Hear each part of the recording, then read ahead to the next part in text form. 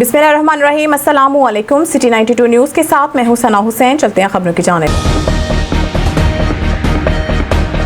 महंगी बिजली बनाने वाली कंपनियां जो हैं उन्होंने पाकिस्तान की आवाम को ही नहीं बल्कि पाकिस्तान को भी दोनों हाथ से लूटा है।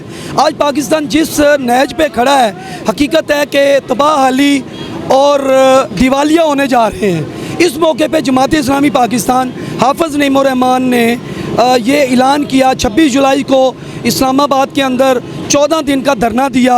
उसके बाद मुल्क के अंदर भरपूर शटल डाउन हड़ताल की गई है।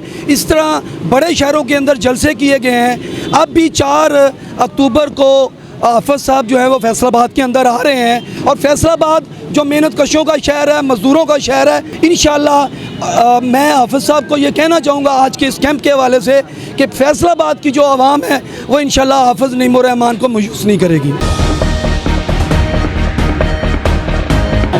शहरियों की बड़ी तादाद खुद आकर अपनी खुशी के साथ यहाँ पे मेंबरशिप ले रही है। चूँकि जमात के कारकुनान और पाकिस्तान की आवाम ने हाफिज़ नईमुर रहमान साहब के साथ बहुत सी उम्मीदें वाबस्ता कर रखी हैं और इंशाअल्लाह ताला हाफिज़ साहब की शख्सियत ऐसी है कि इंशाअल्लाह वो इन उम्मीदों पे पूरा उतरेंगे और हम उम्मीद करते हैं कि हम लोगों को उनकी दादरसी कर सकेंगे। बस हमें लोगों के तावन की ज़रूरत है, उनकी दुआओं की ज़रूरत है, उनकी वोट और सपोर्ट की ज़रूरत है। हमें अल्लाह ने एक जुर्रतमंद लीडर दिया है।